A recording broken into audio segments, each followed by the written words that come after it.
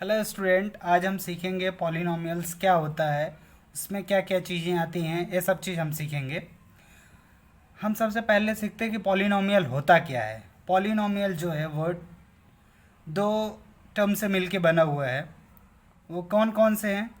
पहला तो एक हो गया पॉली एंड नोमियल्स। पॉली मीन्स होता है मैनी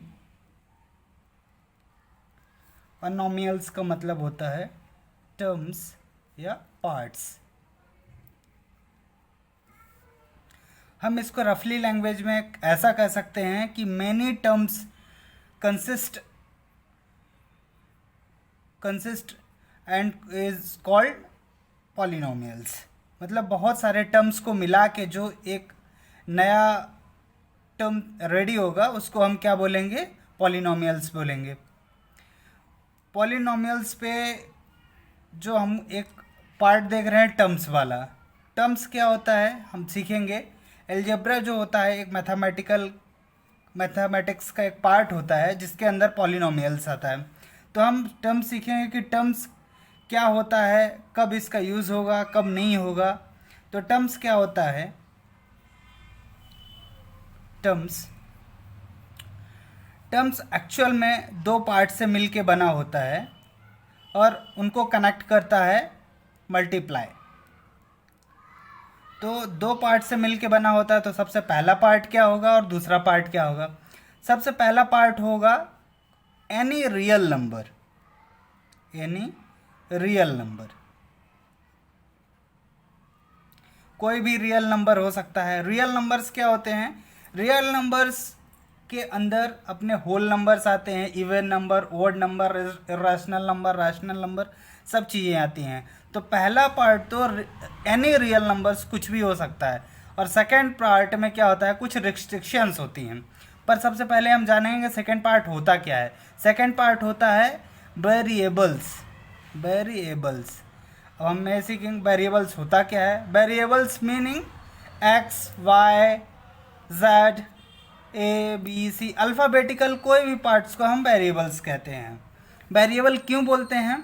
क्योंकि इनकी वैल्यू जो होती है वो वैरी करते रहती है, क्योंकि एक्स की वैल्यू टाइम के अकॉर्डिंग बदलती रहती है, चाहे वो कोई सा भी वेरिएबल हो। सपोज अभी हमारी एक्स की वैल्यू 2 है, नेक्स्ट क्वेश्चन में वो 5 हो सकती है, 4 हो सकती है, रूट स्क्वायर हो सकता है, कुछ भी हो सकता है। तो जिनकी वैल्यू वेरी हो, टाइम के साथ चेंज हो या वेरी हो, उन्हें हम वेरिएबल्स कहते हैं। फिर वेरिएबल तो हो, एक भी वेरिएबल्स हो सकते हैं, एक से ज़्यादा भी वेरिएबल्स हो सकते हैं, पर इनमें एक रेस्ट्रिक्शंस होती है कि जो इनकी पावर हो, इनकी वेरिएबल्स की पावर होनी चाहिए नॉन निगेटिव नंबर्स या इंटीजर्स कहा जाए। इंटीजर्स, जो इनकी वेरिएबल्स की पावर हो वो non negative integers with zero. इसका सीधा सीधा मतलब ये हो रहा कि ज़ीरो या ज़ीरो से बड़ी कोई भी नंबर इसकी पावर हो सकती है। जैसे हम कोई भी नंबर लाइन बनाते हैं, उसमें क्या होता है, ज़ीरो, और ज़ीरो के इधर ज़ीरो या ज़ीरो से बड़ी कोई भी नंबर वो इसकी पावर हो सकती है, पर वो कोई भी निगेटिव इंटीजर नहीं होना चाहिए। मतलब नॉन निगेटिव मतलब कोई भी निगेटिव इंटीजर नहीं होनी चाहिए, वो पॉजिटिव इंटीजर होने चाहिए साथ में ज़ीरो के, क्योंकि ज़ीरो ना तो पॉजिटिव होता है ना तो निगेटिव होता है, इसलिए ज़ीरो को भी हम इसमें कंक्लूड करेंगे। ये चीज़ें हम सीखे। साथ ही क्या है अपना कि ये जो चीज़ें हैं कि उस पर क्या क्या रिस्ट्रिक्शंस होनी चाहिए और क्या नहीं होनी चाहिए। तो ये हमने सीख लिया कि वो पॉजिटिव इंटीजर होना चाहिए, साथ में ज़ीरो होना चाहिए। ये टर्म्स के लिए रूल हो गए। अब हम जानेंगे कि टर्म्स में होते कैसे, हम कैसे लिखते हैं। तो जैसे कोई भी रियल नंबर हुआ, सपोज रियल नंबर, या इसी को हम कोफिशिएंट भी बोलते हैं। कोफिशिएंट, कोफिशिएंट, कोफिशिएंट भी बोलते हैं। तो हम यहाँ से एक डेफिनेशन बना सकते हैं कि polynomial is made of two terms. जो मैंने यहाँ पर बताया, पॉलिनोमियल जो होता है टू टर्म से मिलके बना होता है। पहला क्या है कि कोई भी रियल नंबर या हम कोफिशिएंट उसको बोलते हैं, और सेकंड पार्ट कोई भी वेरिएबल हो। तो टर्म्स में यहाँ हमने बता दिया कि पॉलिनोमियल क्या होता है। पॉलिनोमियल कभी टू टर्म से मिलकर बना, पॉली और नोमियल्स। तो पॉली का मतलब हुआ मैनी, नोमियल्स का मतलब हुआ टर्म। मतलब जहाँ पर बहुत सारे टर्म्स मिलते हैं उसको हम क्या बोल देते हैं, पॉलिनोमियल्स बोल देते हैं। तो और एक हम अब प्रॉपरली एक डेफिनेशन लिखेंगे। A polynomial is defined as a expression which is composed of variable, constants and exponents. Exponents means x की पावर में कुछ लगा हो, सपोज एक्स की पावर 4, इसको हम एक्सपोनेंट बोलेंगे। कांस्टेंट दैट मीन्स +4 लिखा हुआ है, ये कांस्टेंट कहला गया।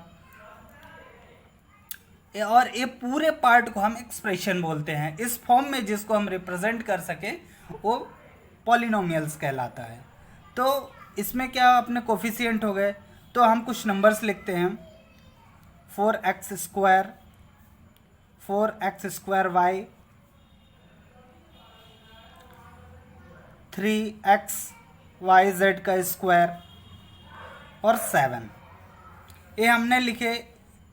ये सभी टर्म्स हैं कि नहीं हैं ये हम देखेंगे। तो पहला तो ये हमको समझ में आ गया कि टर्म्स है, ये भी टर्म्स है, ये भी टर्म्स है। पर इसमें हमको हुआ कि ये कौन सा टर्म्स है। इसमें तो केवल हमारा एक ही पार्ट कवर हो रहा, दूसरा पार्ट तो है ही नहीं। तो ये टर्म है कि नहीं है। तो हम यदि इस रूल के अकॉर्डिंग हम यदि बात करें जो अभी मैंने आपको बताया उसके अकॉर्डिंग आप तो कहेंगे कि ये टर्म नहीं है, पर ये टर्म है। ये कैसे है इस पर आप देखेंगे। तो 7 को हम और कैसे लिख सकते हैं, इसको हम लिख सकते हैं 7 इंटू, जो मैंने बताया था कि दोनों को कनेक्ट करने के लिए इंटू फंक्शन का यूज़ कर सकते हैं हम। तो यहाँ पर इंटू किया हमने, x की पावर हमने लिखी क्या 0, और हमें जानते हैं कि किसी भी अल्फ़ाबेटिकल या किसी भी नंबर्स की पावर यदि 0 हो तो उसकी वैल्यू 1 होती है। और मैंने बताया कि जो वेरिएबल हो उसकी पावर 0 भी हो सकती है, तो इसको हम इस फॉर्म में भी ले सकते हैं। यदि इसको हम कैलकुलेट करेंगे तो 7 इंटू एक्स की पावर 0 1 हो जाएगा। तो इसकी क्या हो जाएगी वैल्यू 7 ही रहेगी। दैट मीन्स कोई भी होल नंबर यदि लिखा हुआ है तो वो भी क्या है, टर्म है। पर कैसा वो टर्म है, कांस्टेंट टर्म है। कांस्टेंट टर्म है उस तरीके से हम इसको देखेंगे, एक कांस्टेंट टर्म है।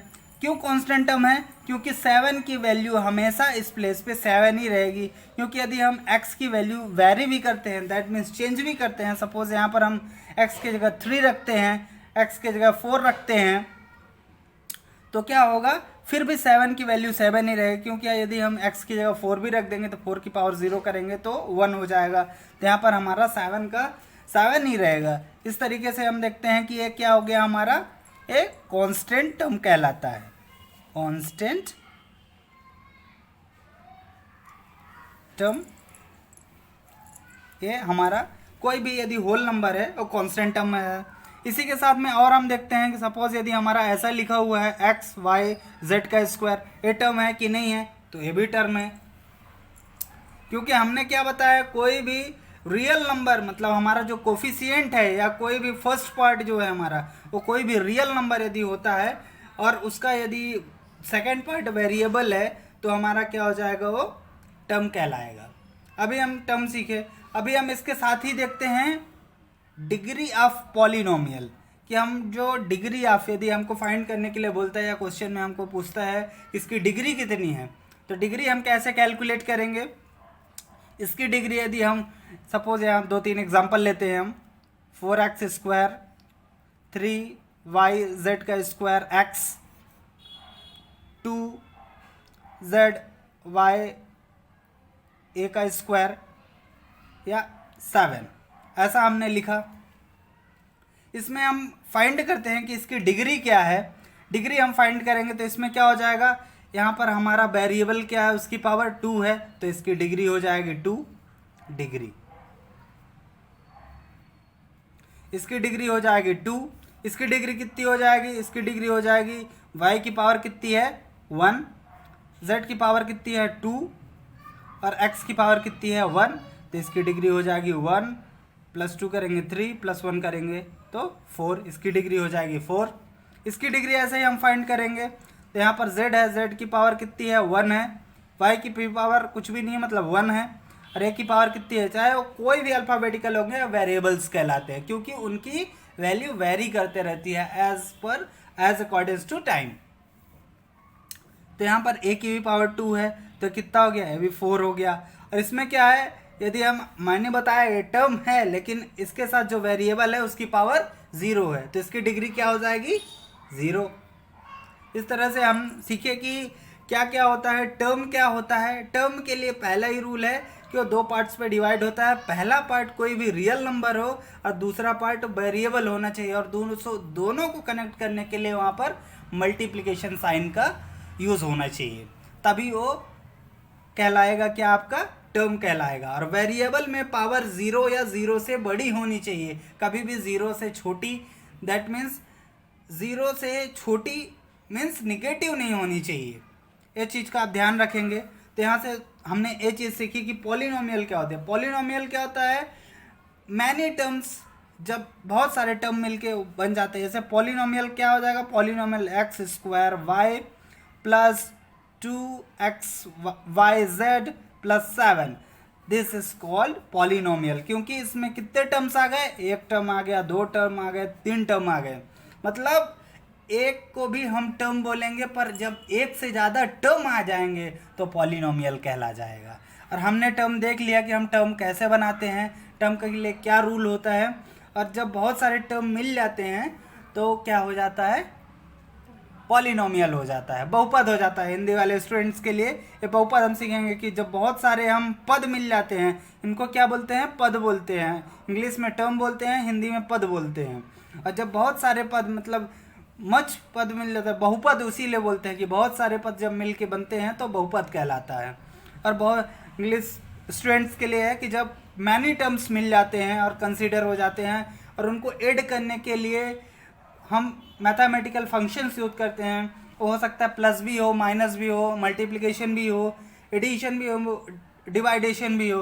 ये यदि फंक्शंस यूज होते हैं और वहाँ पर हमारे टर्म्स रहते हैं तो उनको हम बोलते हैं पॉलिनोमियल्स। अब हम सीखेंगे साथ में कि पॉलिनोमियल जो होता है कितने टाइप्स के होते हैं। पॉलिनोमियल जो होता है कितने टाइप्स के होते हैं। अभी हमने क्या क्या सीख लिया कि कांस्टेंट टर्म क्या होता है। कांस्टेंट मीन्स आपके कोई भी जो नंबर्स होते हैं वो कांस्टेंट टर्म कहलाते हैं। एक से लेके कोई भी एक्सपोनेंशियल जो वर्ड्स रहेंगे वो आपके नंबर्स हो जाएंगे। दैट मीन्स कोई भी रियल नंबर आप ले सकते हैं। रियल नंबर मीन्स वो √3 भी हो सकता है, 7 भी हो सकता है, 1/2 भी हो सकता है, √4 भी हो सकता है। इस तरह से आप कोई भी रियल नंबर ले सकते हैं। और रियल नंबर्स क्या होते हैं आप जानते हैं कि क्या क्या चीज़ आती है, even number, odd number, rational number, irrational number, prime number, ये सब चीज़ें आती है।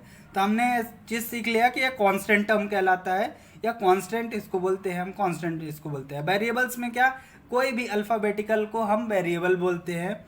और एक्सपोनेंट मतलब क्या होता है कि सपोज 5 दिया हुआ है और ये x की पावर में है तो एक्सपोनेंट्स कहलाता है। ये हम चीज़ें यहाँ से सीख लिए। और हम पॉलिनोमियल को क्या करते हैं, कैसे डिनोट करते हैं, px करके हम इसको डिनोट करते हैं। पॉलिनोमियल कोई भी पॉलिनोमियल रहेगा तो आप px = कैसे करेंगे, यहाँ पर आपका 2x² y plus zy² plus xz²y, ऐसा कोई पॉलिनोमियल दे देगा आपको, इस टाइप से दिया रहेगा। और उसमें आपको दे देगा कि x की वैल्यू वहाँ पर 2 हो, 3 हो। इस तरह से आप फिर इसका वैल्यू निकालेंगे। तो कैसे निकालेंगे इसका, p यहाँ पर 2 रखेंगे और यहाँ पर वैल्यू पुट करते जाएंगे x की, तो यहाँ पर क्या हो जाएगा आपका, फिर वो x के फॉर्मेट में आपकी वैल्यू बन जाएंगी, जो निकलेंगी वो इस तरह से निकलेंगी। अब हम सीखेंगे कि डिग्री ऑफ पॉलिनोमियल्स भी हम सीख गए कि डिग्री, हम किसी भी टर्म्स की डिग्री कैसे निकालते हैं। ये हम निकाल दिए डिग्री कैसे कैसे होती है। जो भी आपका नंबर्स वेरिएबल्स दिए होंगे उनकी जो पावर्स होंगी वो उनकी डिग्री कहलाती हैं। यदि एक वेरिएबल दिया है तो सिंपल उसकी आप लिख देंगे पावर जो भी रहेगी, या 2-3 वेरिएबल्स दिए हुए हैं, 2 वेरिएबल दिए हैं, 3 वेरिएबल, तो उनकी इतनी भी पावर्स रहेंगी सब आपस में जुड़ जाएंगे, वो डिग्री ऑफ वेरिएबल्स पॉलिनोमियल्स कहलाएगा। अब हम साथ में सीखेंगे कि जो डिग्री के इसके पॉलिनोमियल्स के टाइप कितने होते हैं। टाइप इसके 3 टाइप्स होते हैं। कौन कौन से टाइप्स होते हैं, पहला टाइप होता है मोनोमियल्स, दूसरा होता है बाइनोमियल्स, तीसरा होता है ट्रोमियल्स। हम दूसरे नेक्स्ट वीडियो में सीखेंगे कि उसके क्या क्या टाइप्स होते हैं। Thank you.